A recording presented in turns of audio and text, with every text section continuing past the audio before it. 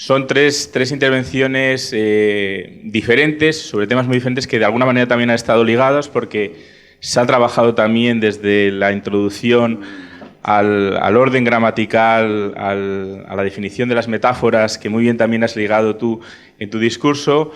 Has planteado un modelo posible de estudio muy enfocado, entiendo, a la transición española. Mi duda sería cómo es de posible trasladar ese modelo a otros modelos como el que ha explicado el profesor Rubio. Es la duda que más se me plantea, ese es el gran reto quizá, pero bueno, vamos a ver si hay otras dudas por parte del público. Tenemos aquí dos, entre los alumnos también, tenéis derecho a preguntar. Bien, yo agradezco el esfuerzo sobre todo a los que se han quedado porque es realmente casi heroico, ¿no? A mí me gustaría que Marina y Gracia me resolvieran algunas dudas que me ha planteado su ponencia, que me ha parecido estupenda. Conecta un poco con lo que yo también estoy reflexionando sobre lo intrincado del lenguaje, ¿no? y la necesidad de analizarlo precisamente en la dirección contraria a la que hoy va la sociedad, que es despreocuparse o hacer un análisis superficial de las cosas, lo cual nos lleva a esos desencuentros y a esa imposibilidad de entendernos, ¿no? Me llamaba mucho la atención esas afirmaciones de los articulistas del País, muy recientes, sobre el PP, como si fuera un franquismo recalcitrante, y las palabras de García Carré, que era lo mismo, pero sobre lo contrario, ¿no? Es que es curioso, ¿no? Entonces, primero me gustaría saber, por una cuestión de intriga, quiénes son esos articulistas. que muy prudentemente ha puesto El País, pero eso tendrá una firma, ¿no? Porque Gracia sí ha dicho Francisco Rosell o ha puesto el nombre, ¿no? Eso sería interesante para ver lo que es, ¿no? Y segundo, ¿no explica eso, igual que la desesperación de García Carré, algún tipo de ya falta de análisis de la realidad por esos articulistas que parece ser que influyen, porque luego electoralmente eso se refleja? Decimos que la gente no lee, pero parece ser que lee más de lo que nosotros nos imaginamos, ¿no? Eso sería la pregunta para vosotras. Fui tan sumamente prudente, porque me parece un asunto delicado, que francamente no recuerdo los nombres de los autores, pero si alguien tiene, sí, en realidad sí, si alguien tiene interés, pues encantada de transmitirle la información de una forma más anónima y secreta. A mí me llama muchísimo la atención, porque además es algo a lo que el discurso a la izquierda recurre, el discurso a la izquierda en principio, y después también Podemos, recurre mucho para descalificar cualquier acción, cualquier actividad del PP en los momentos en los que se mantuvo en el poder, e incluso una vez que pasó a formar parte de la oposición. Y es esa recurrencia continua a un aspecto tan destacado como el del catolicismo de Estado. Alguien hablaba de la derechona faldicorta, y esa idea se completa con todas estas imágenes que yo les he presentado aquí. Y lo cierto es que si bien aquí lo que presentamos son los resultados de unos textos analizados centrados en el año 2013, cuando se van a leer los diarios de sesiones actuales, esa imagen sigue estando muy presente. Esa recurrencia continua a los ejercicios espirituales, esa recurrencia continua al ultra, y además de una forma que a mí me llama muchísimo la atención, porque lo cierto es que para poder entender el significado implícito en esas imágenes hay que tener cierta edad y hay que tener cierta formación. Porque yo antes estaba hablando de los ejercicios espirituales, o eso que a mí personalmente me hacía tanta gracia, esa estructura gramatical que decía que Rajoy ofrecía los beneficios de la receta de los ejercicios espirituales de San Ignacio de Loyola. Era un momento de sufrimiento intenso, de golpes de pecho, de catarsis, Y la única recompensa que se te ofrecía era efectivamente en el más allá. Cuando te mueras irás al cielo, que al fin y al cabo es más o menos lo de los recortes económicos de Rajoy. Pero lo cierto es que cuando se oyen las distintas intervenciones, una de las cosas que a mí me llama la atención es lo presente, lo sumamente presente que sigue el catolicismo en nuestra cultura.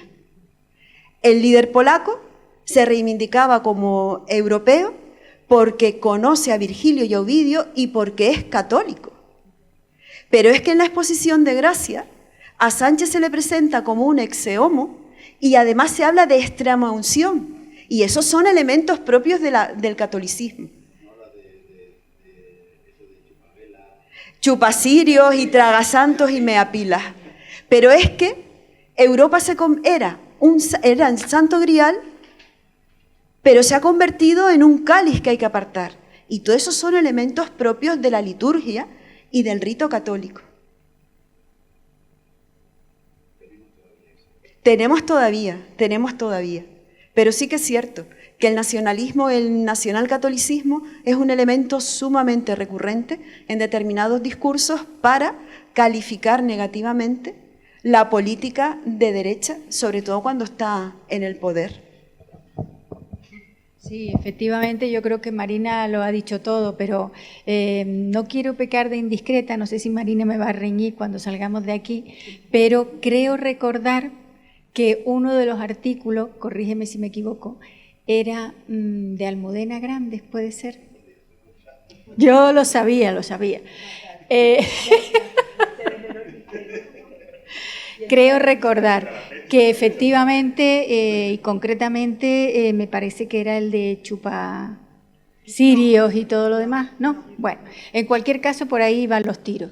Y por otra parte, pues efectivamente yo creo que de alguna manera ese recorrido que acaba de hacer Marina con las palabras que yo he dicho, las que ella ha dicho, las que ha dicho ahora mismo nuestro compañero, esta mañana Carmen, en definitiva las palabras viajan y parece que se repiten una y otra vez, ¿no? Con ese eco que nos viene del pasado, cuando hablaba ella de Franco, de esa cruzada, cuando yo volví a reproducirla aquí con las palabras que nos han servido de punto de partida al estudio de las metáforas.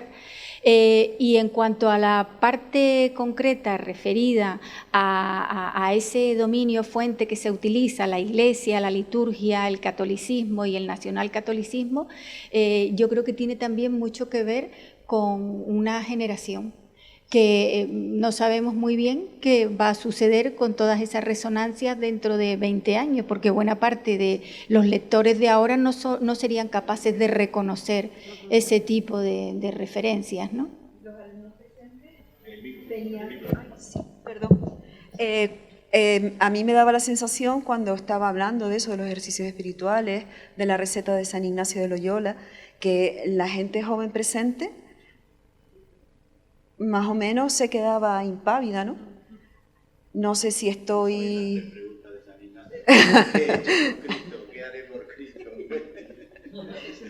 Me parece que no.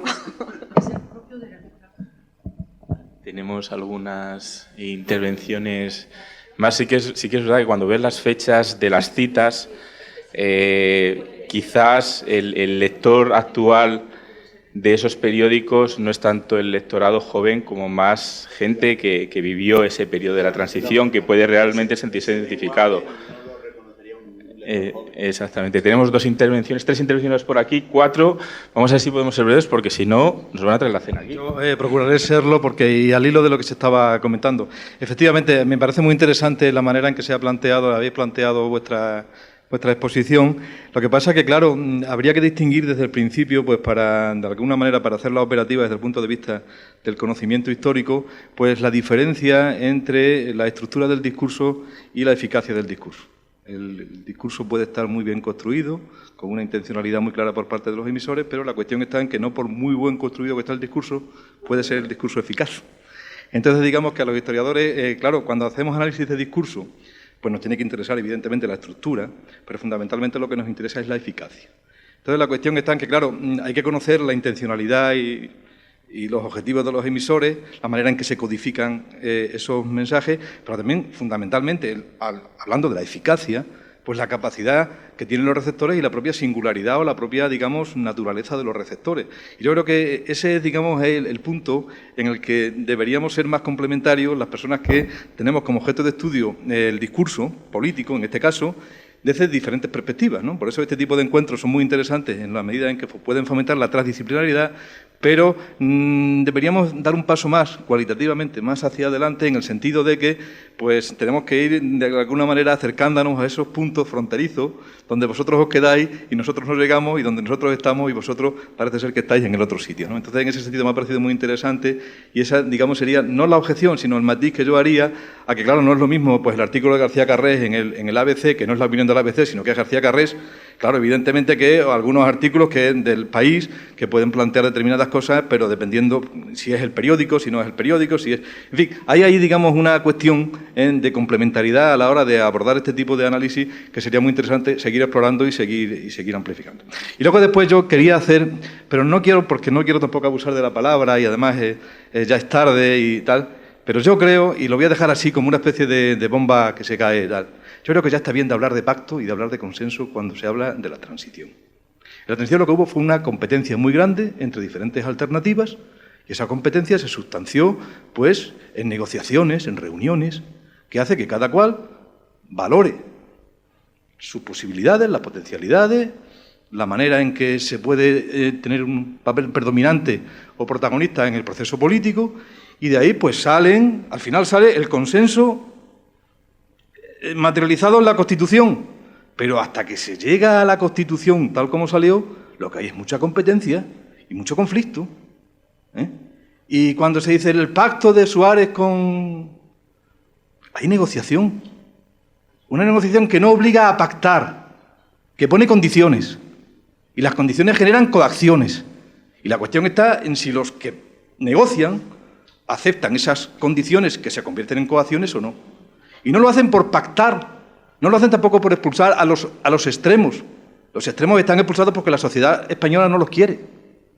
La manera que yo creo que habría que revisar quizás, pero lo dejo ahí, pues ese abuso que hacemos siempre de que si el pacto, que si el consenso, que si el pacto, habría que precisar mucho, y esta mañana yo creo que hemos avanzado bastante en la cuestión, digamos, de ir depurando los conceptos que son muy importantes, pero que tienen que estar correctamente ubicados en el ámbito cronológico y en el ámbito, digamos, de los procesos históricos, porque si no, parece que estamos diciendo lo mismo y muchas veces da la sensación, si lo analizamos con un mínimo de profundidad, que decimos incluso nosotros mismos cosas contradictorias. Ahí queda. Bueno, ahí queda a modo de reflexión, luego vemos si hay alguna reacción más. Vamos a seguir dando la palabra por aquí porque había... Yo le quería preguntar al profesor Rubio, ¿hasta qué punto son estos países de Europa el freno hacia la integración europea, o si ese freno viene más bien de otros lugares? Porque, por ejemplo, con la llegada de Macron se insistió mucho en que iba a suponer un impulso al proyecto europeo, y ya se ha pasado media legislatura y el impulso de momento ha sido escaso. Y eso por un lado. Y por otro lado, este mal, ¿hasta qué punto es circunstancial? ¿Europa del Este es más bien europeo o es más bien global? Esas serían las dos cuestiones. Gracias. Pues muy rápidamente, sintéticamente, para hacer, digamos, como lo que podría valer como 2 o 3 conferencias para responder a esta pregunta, lo diré, como se dice ahora, en un tuit. Es difícil, en 140 caracteres. Yo diría que la actitud de estos países del este, concretamente aquellos que tienen gobiernos nacionalpopulistas, pues están siendo, digamos, frenos, pero en la medida en que se lo permite su fuerza, su potencia económica, su potencia demográfica, etcétera, etcétera, que no es radicalmente inevitable. Es decir, en la Unión Europea, hasta donde yo puedo saber, creo que se encuentra con los escollos que estos países le plantean, concretamente, por ejemplo, Polonia, se ha visto seriamente amenazada, casi hasta un ultimátum de ser, si no expulsada, de ver drásticamente recortados los ingresos los ingresos que perciben fondos por subvenciones, la aplicación del artículo 7, porque es decir, que digamos por las reformas, las medidas que ha tenido de reformar la justicia y de cuestionar algunos de los pilares del Estado de Derecho, pero al mismo tiempo hay otros obstáculos que se deben no tanto al que plantean los propios países del Este, sino a los mismos desacuerdos que tienen, digamos, lo que en Francia llaman el matrimonio franco-alemán. Es decir, que no hay que ir en ese sentido solo a la causa de estos últimos incorporados. Al parecer, y esto Alejandro Cercas quizás nos podría explicar más o conocer más incluso de primera mano, Macron y Merkel ya no va como antes y aquello, y digamos que hay sonoros desencuentros incluso en el seno de la propia eje franco-alemán. Por tanto, son motivos mucho más complejos. No son el único escollo, pero evidentemente, y esto ya nos llevaría a hablar de algo que también el profesor Pinilla ha explicado en alguna conferencia al respecto, lo que planea aquí realmente es la bifurcación de caminos ante la cual la Unión Europea puede estar, y la idea de una hipotética, posible al menos, fundación o refundación del proyecto europeo en 2 velocidades. Estos países, y aquí entronco con lo que yo decía al final de mi conferencia, entraron en una Europa que ya no quieren. Es decir, Europa se ha desplazado, ha avanzado más de aquello a lo que ellos querían llegar. Ellos querían una Europa más o menos intergubernamental, confederal, por decir una palabra simple, y ahora ha avanzado más de lo que ellos creían. Entonces se quieren detener ahí. Y Europa parece que, al menos, sobre todo después de Maastricht, quiere ir más allá. Entonces, ahí está esa idea. Podemos crear o formular la idea de una Europa a 2 velocidades, una confederal al gusto de los que entraron los últimos y otra federalizante o federalizada, tal y como en principio quieren los países occidentales. Eso es una de las bifurcaciones que se abren, no es la única, pero eso es lo que está sobrevolando ahí. Una Europa a la carta, digamos, o a medida. Sería operativamente, supongo, muy complicada, mucho más de lo que ya es el proyecto europeo. Y en segundo lugar, y más breve incluso, claro que el fenómeno del nacionalpopulismo no es un fenómeno exclusivo de los países del Este, y creo que en algunos de los esquemas que he puesto ahí lo ha manifestado bastante. Es decir, los países de Europa occidental también están viviendo el Brexit, que lo tenemos ahí, en buena medida es fruto de este impulso, y por no decir fuera de Europa lo que tenemos en Estados Unidos.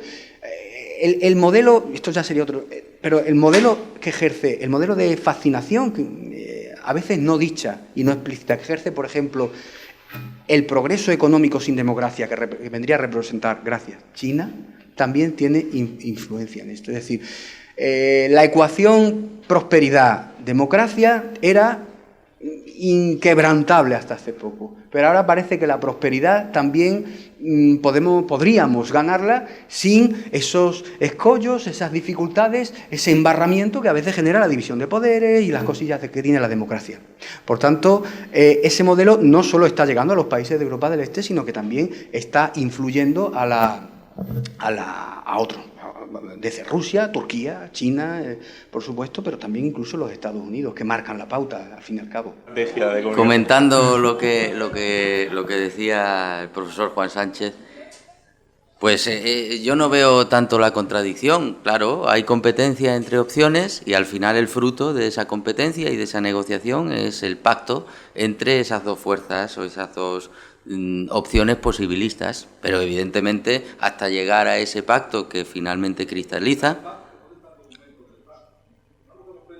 está el hecho del pacto. El hecho del pacto es la legalización del Partido Comunista, por ejemplo. El hecho del pacto es la Constitución. El hecho, es decir, cuando yo hablo de pacto, evidentemente no me refiero a un acta de ese pacto, a un documento, sino a los hechos probados y consumados de que donde pudo haber ruptura y desacuerdo entre 2 opciones distintas y distantes, hubo entendimiento.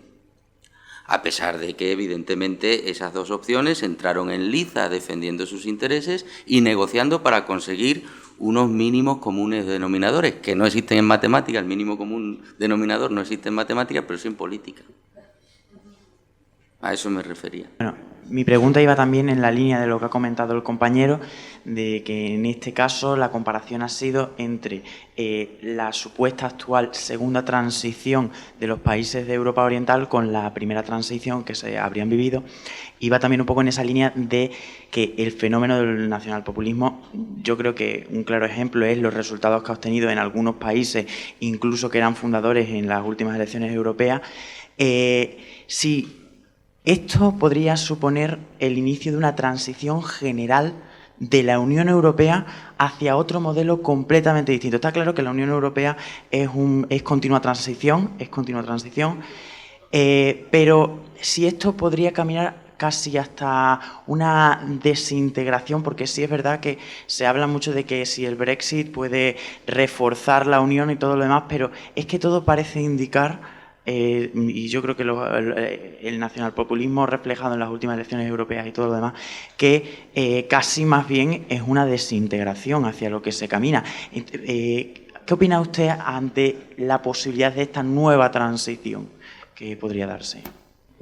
Hombre, si ya es complicado para nosotros comprender lo que ya ha ocurrido, vislumbrar lo que va a ocurrir es ya el ejercicio, o sea, que aquí entraríamos ya en el terreno pues casi de los pronósticos, por no decir ya casi de la futurología. Yo no tengo herramientas, conocimientos o capacidades predictivas que vayan en ese sentido. Simplemente lo que hemos dado cuenta es de un proceso que se está dando, y lo que sí podemos poner de manifiesto, como usted acaba de hacer, es que en el fondo, en el momento actual de la Unión Europea, a cuenta de lo que está ocurriendo con los nacionalpopulismos, es que existen dos maneras de afrontar o de evaluar la situación. Hay una que yo caracterizaría como optimista, que usted la ha apuntado un poco, que es que viene a decir que la salida de la chinita en el zapato, que vendría a ser el Reino Unido, y aquí el amigo Alejandro Cercas insiste mucho en esta línea, a ver si mañana puede digamos, apoyarla o explicarla con más tiempo, porque, digamos, el Gran Bretaña había sido un gran estorbo, un gran escollo y una gran dificultad, y que ante esa dificultad que supone el Brexit, no solo ahora en los tiempos pasados, sino sobre todo en los años venideros, las consecuencias que ello va a traer, pues podría facilitar o propiciar una toma de conciencia, un rejuvenecimiento del marchito proyecto europeo, de las ideas de Monnet, de Schuman, etcétera, etcétera. Esa es una de las líneas, pero hay otra que viene a decir, con datos en la mano, un poco en la línea de lo que se ha visto, que el auge de este tipo de movimientos, que está en países, no solo los jóvenes integrados que deberían ser a priori los más entusiastas, sino incluso los socios fundadores y promotores, Alemania, donde hablar bien del patriotismo alemán era casi penado hasta hace poco, pues ahora incluso hasta se está levantando ese cerrojo, por no decir Francia, el país de 1789 y de la ciudadanía universal, ahora está empezando también a hablar de la esencia de la tierra de los muertos y de tal, y lo vota casi tanta gente como a Macron, que preside el país. Se han inventado ya, de hecho, todas las palabras del SIT, pero el Frexit es uno de... Yo creo que eso no se llegará a producir, pero que sí que... Entonces es otra manera de verlo, con datos en la mano. Si estos partidos están siendo votados incluso en países occidentales y en unas altas proporciones, difícilmente se podrá avanzar. Yo creo que esa situación es la que explica, y un poco enlazando con la pregunta anterior, el por qué quizá la Unión Europea no se va a disolver, pero al menos no logra seguir avanzando, precisamente. El freno está ahí, no tanto en los países del este, sino en el propio escollo interno que hay en los socios fundadores, en los motores, los que habían sido hasta ahora los motores. Tenemos una última intervención que habían pedido por aquí atrás y ya con esto cerramos. Bueno, buenas tardes. Antes de nada, decir que me considero un poco un intruso aquí en este encuentro lleno de historiadores y de futuros profesores de historia, especialistas de nuestro departamento de historia en la Universidad de Extremadura. Y como digo intruso porque estoy aquí un poco para aprender, y la verdad es que he disfrutado de esta mañana en todas y cada una de las intervenciones que se han realizado.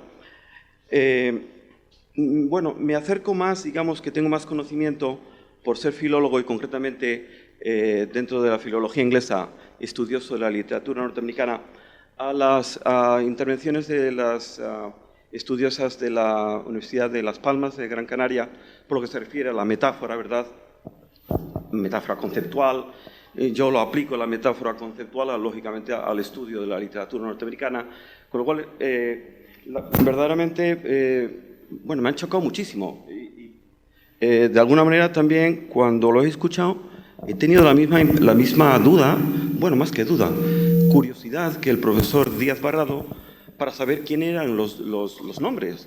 Los nombres de los articulistas, porque realmente no daba crédito a lo que estaba escuchando. Digo, esto es vilipendiarse unos a otros, derecha a los de izquierda, izquierda a los de derecha. Esto parece, si me permiten, un cachondeo. No quiero tampoco extenderme mucho, pero más que nada decirle a los compañeros de historia y sobre todo en la figura, en la persona de Mario Díaz Barrado, que nos conocemos ya hace muchos años, que estos encuentros tienen mucha importancia y creo que es un auténtico lujo para los estudiantes, a los que en buena parte va dirigido, ¿verdad?, tener encuentros de este tipo. Y nada más, no, simplemente agradecer la intervención de todos y cada uno de los ponentes, conferenciantes desde esta mañana y desde luego seguiré siendo mañana un intruso. Gracias. Bueno, pues muchísimas gracias. Creo que con estas palabras podemos despedirnos. Nos alegra saber que ha habido un impacto y que ha sido fructífero y volvemos mañana a las 9:30. Que tengáis buen descanso. Muchas gracias.